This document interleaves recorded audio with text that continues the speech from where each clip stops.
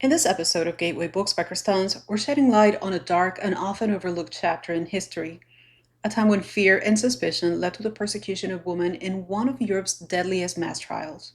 We'll explore three compelling reads: The Mercies by Kiran Millwood Hargrave, a novel inspired by the Vardø witch trials of the 1600s; Malleus Maleficarum, the infamous medieval text that fueled witch hunts across Europe; and The Witches of Vardø by Ingrid Hale, which uncovers how fear, hysteria, and child accusers fueled Norway's most brutal witch persecutions. Through these stories, we'll reflect on how fear-driven societies can turn on their own, leaving behind legacies of injustice and loss, and why remembering these stories matters.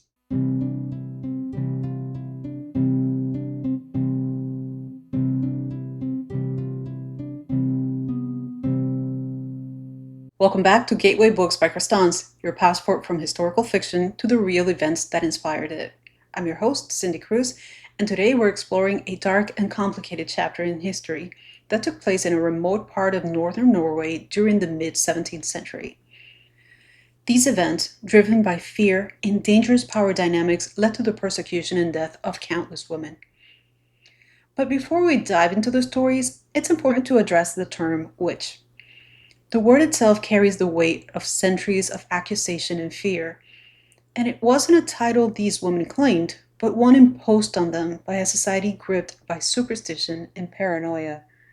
In reality, these women were daughters, mothers, neighbors, and friends.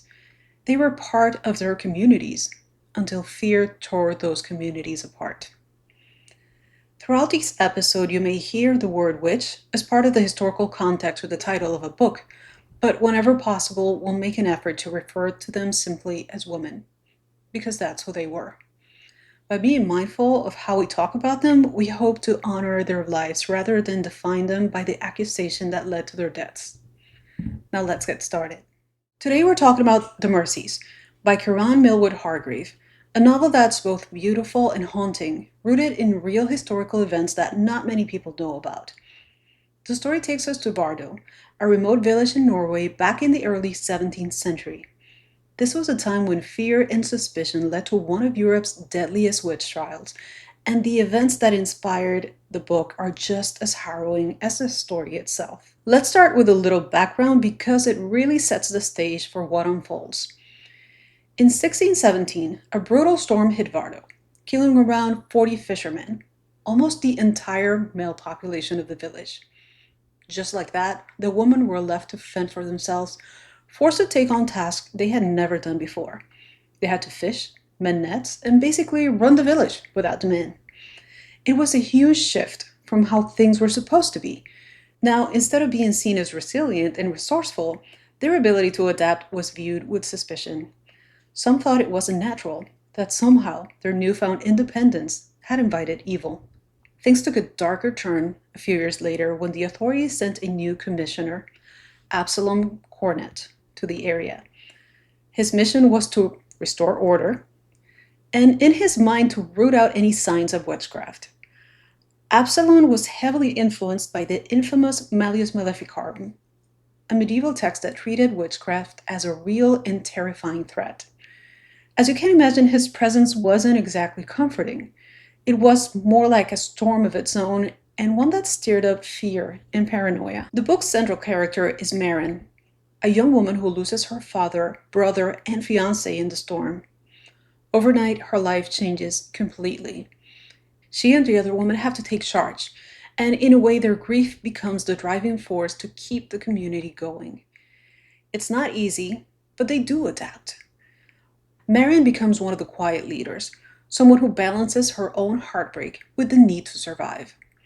Then there's Ursa, Absalom's wife, who arrives in Vardø feeling just as out of place as you would expect. She's from the city, not used to the harshness of this isolated village, and definitely not prepared for her husband's mission. Ursa is initially overwhelmed by the cold, by the woman's independence, by Absalom's harshness, but slowly she and Maren formed a bond. It's fragile at first, just two women trying to make sense of their new reality. But through their friendship, we get to see the village from both an insider's and an outsider's perspective, which adds a lot of depth to the story. What really stands out in the Mercies is how fear can consume a community. After the storm, the women of Vardø pull together because they have to. Survival depends on it. But when Absalom arrives, he interprets their resilience as rebellion. To him, women fishing and running their own lives is unnatural and even sinful. He sees the devil's influence where there's only practicality and grief. It shows how fear can twist perceptions and how those in power can use that fear to justify horrible actions. It's not just about power, though. It's also about grief and how it shapes people. Marin's loss is raw and ever present, but she channels it into doing something that needs to be done. Ursa, on the other hand, is grieving in her own way, not just for the life she left behind, but for the version of herself she thought she would be. The contrast between Marin's practical strength and Ursa's quiet endurance makes their connection even more poignant. They both represent different ways of coping with loss and change, and their friendship becomes a kind of refuge from the increasing hostility around them. Absalom is a character driven by conviction. He truly believes he's doing God's work, which makes him even more dangerous.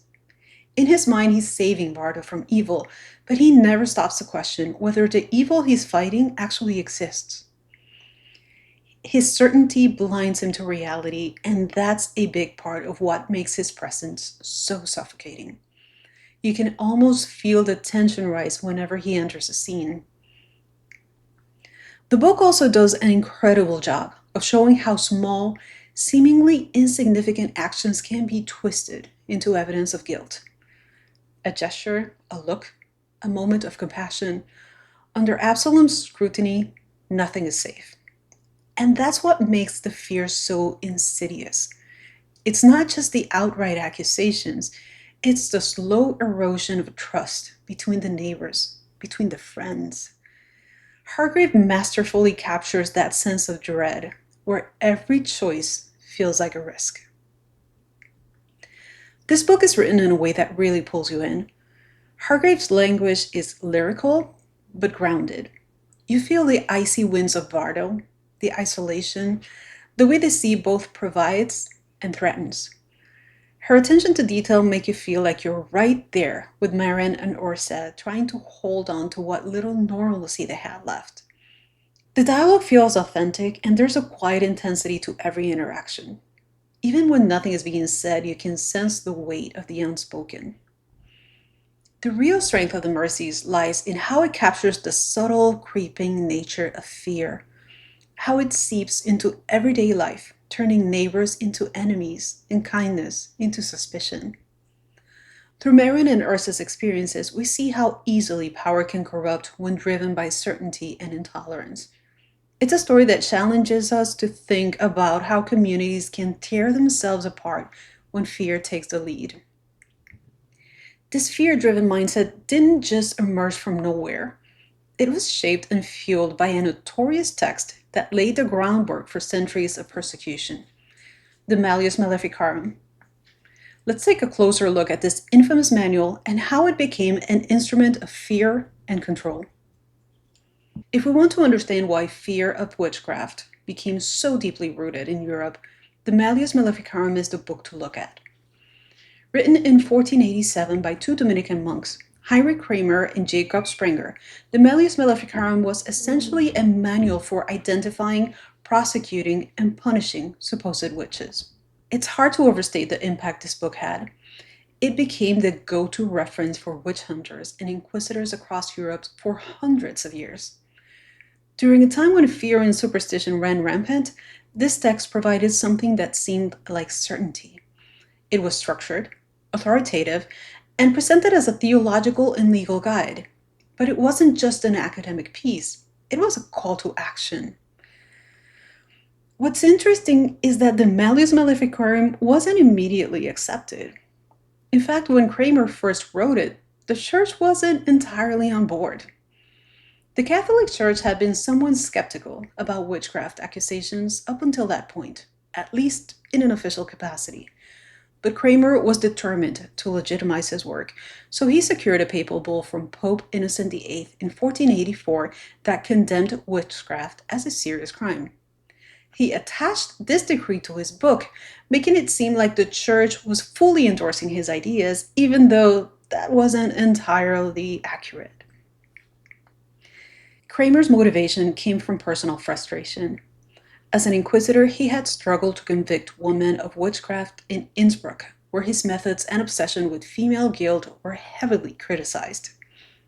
The local bishop even expelled him, denouncing him as unfit for the role.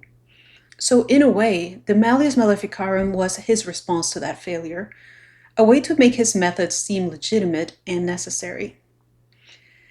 The title itself is telling. Malleus Maleficarum means the hammer of witches. It implies force, destruction, and a clear intention to crush what was perceived as evil. This book was divided in 3 parts. The first dealt with proving that witches existed and were a threat. The second focused on identifying witches and their supposed powers. And the third gave detailed instructions on how to prosecute and punish them. What's particularly chilling is how the Malleus Maleficarum framed witchcraft as primarily a crime committed by women. The book argued that women were more susceptible to evil because of their supposedly weaker minds and more carnal nature.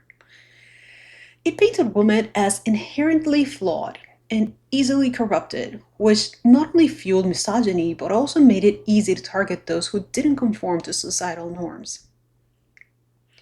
One of the most disturbing aspects is how the book combined theology with a kind of pseudoscientific logic.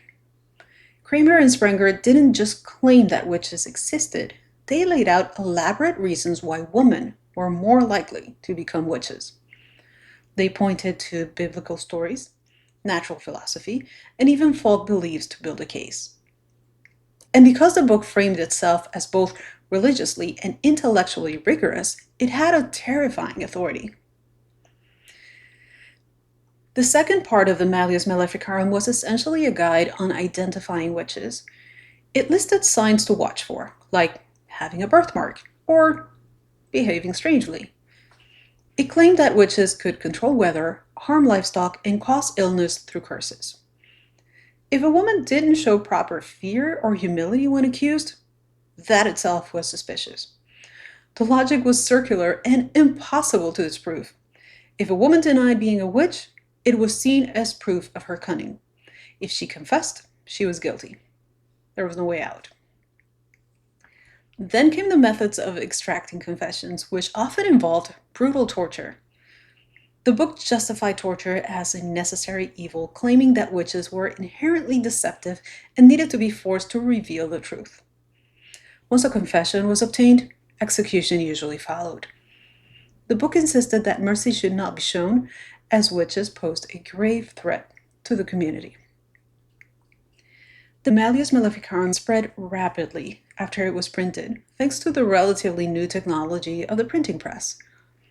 Its influence grew in the 16th and 17th centuries, coinciding with periods of societal upheaval, religious conflict, and economic strain.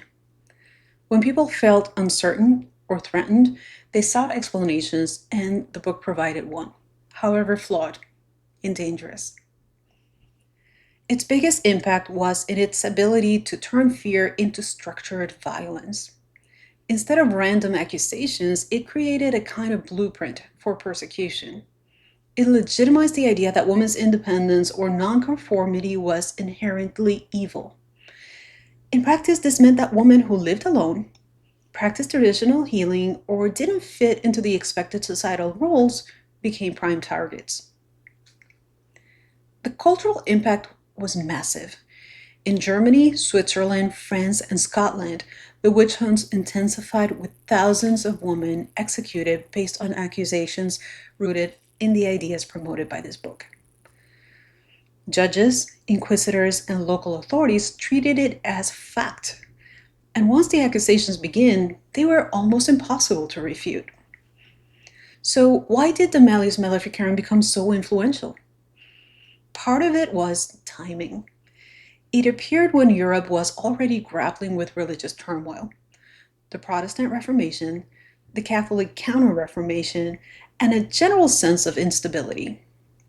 Witchcraft accusations became a way to explain misfortune, whether it was a failed harvest, an outbreak of illness, or personal conflict. The book's pseudo-legal language gave authority to irrational fears, turning rumors into evidence. It also tapped into deep-seated misogyny. The idea that women were inherently prone to sin wasn't new, but the Malleus Maleficarum amplified it, turning misogynistic beliefs into legal justifications for torture and execution. The book insisted that women were more likely to make pacts with the devil because of their supposed weakness. It's disturbing to think how this text reinforced harmful stereotypes for centuries. The fact that the book claimed to be both a theological and legal authority made it especially dangerous.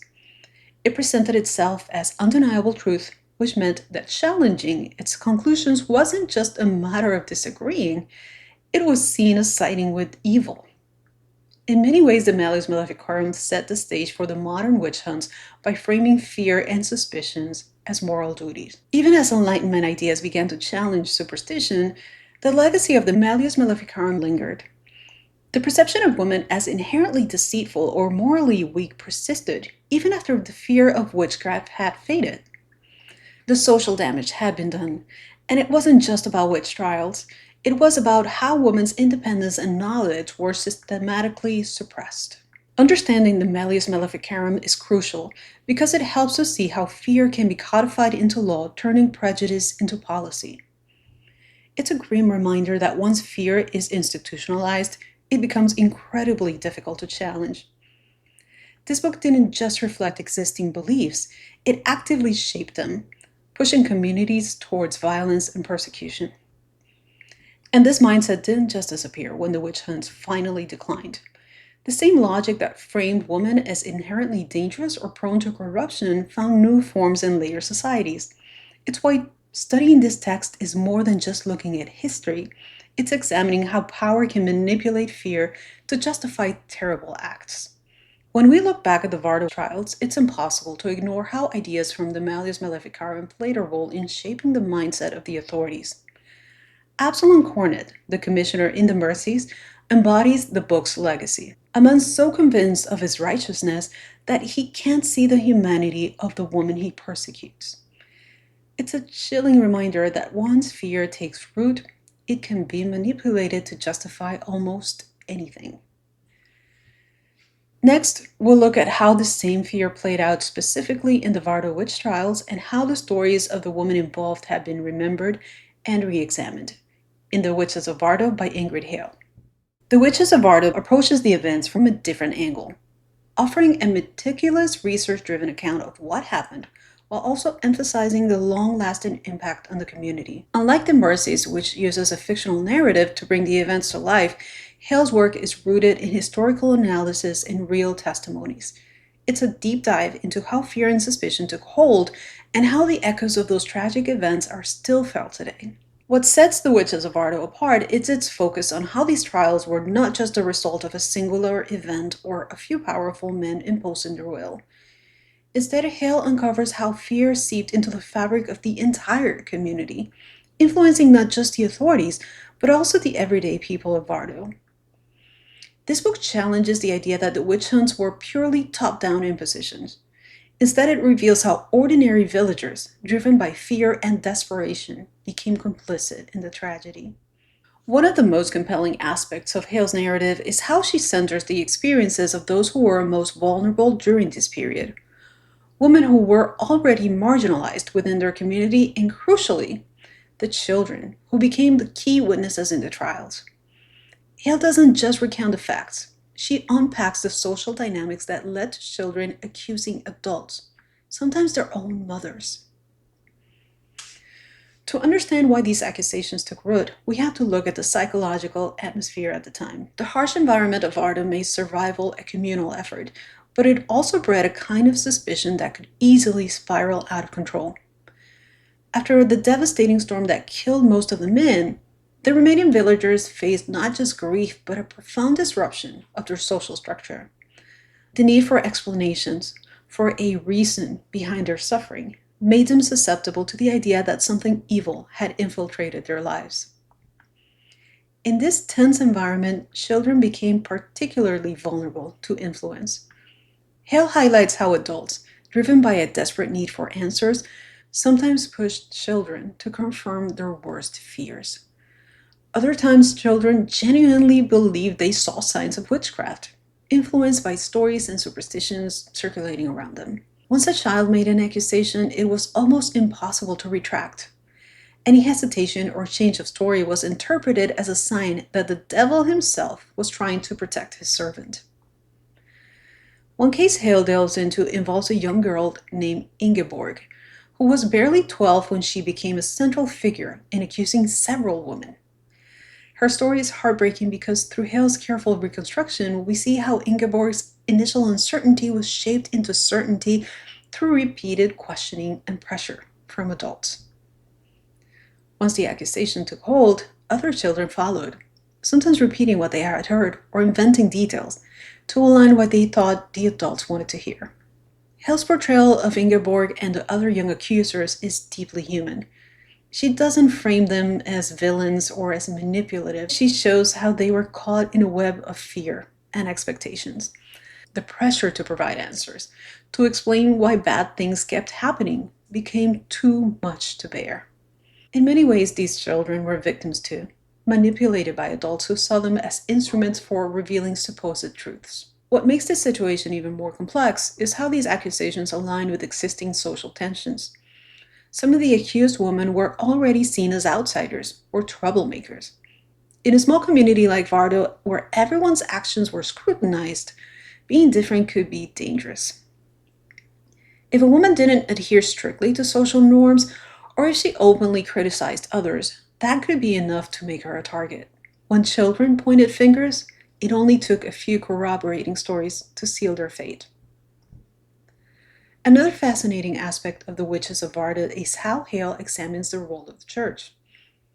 Unlike other witch trials where the church took a more cautious stance, in Vardø, local clergy often reinforced the fear of witchcraft. Sermons preached about the devil's influence, and any sign of dissent was interpreted as an alliance with evil. Hale shows how faith, instead of offering comfort, became a tool for justifying violence and ostracism. One of the most poignant parts of the book is when Hale discusses the aftermath of the trials. Once the hysteria faded and the trials were over, the community had to reckon with what they had done. Families were shattered, neighbors could no longer trust each other, and the collective guilt left deep scars. Hale doesn't shy away from the long-term consequences of this betrayal. For years, Vardø struggled to move on, haunted not just by the memory of the trials, but by the knowledge that they had turned on their own. Through interviews with modern-day descendants and archival research, Hale uncovers how the memory of these events lingered. Generations later, people in Vardø still speak of the witch trials with a mix of shame and sadness. There's a sense of unresolved grief, not just for the woman who died, but for the community that lost its sense of solidarity. Hale's writing is careful and nuanced. She doesn't sensationalize the violence or the accusations. Instead, she focuses on understanding how a community that once functioned as a collective fell apart when fear took the lead. In doing so, she challenges the idea that witch hunts were purely about religious fanaticism. They were also about power, control, and the breakdown of social bonds. One of the most powerful takeaways from the Witches of Vardø is how it forces us to confront the uncomfortable truth that ordinary people can be swept up in extraordinary cruelty. It's easy to look back and think we would have acted differently, but Hale's careful reconstruction shows that when fear becomes a guiding force, morality becomes malleable. The book doesn't just critique the past. It challenges us to think about how communities today respond to fear and how scapegoating continues in different ways. In reflecting on the woman who died, Hale doesn't reduce them to victims. She paints a picture of their resilience, their daily lives before the accusations, and the small acts of resistance they displayed even when the world turned against them. It's a respectful and powerful tribute to women who were more than just accused witches. They were daughters, mothers, and integral parts of the community. By focusing on the human stories rather than just the trials themselves, Hale reminds us that history is not just a series of dates and facts, but a tapestry of human experiences, each with its own weight and complexity. This approach makes The Witches of Vardø not only informative but deeply moving. The book leaves us with an important question. How do we remember these women? Do we see them as unfortunate victims of superstition, or do we acknowledge them as people who lived, loved, and tried to survive in a world that turned hostile?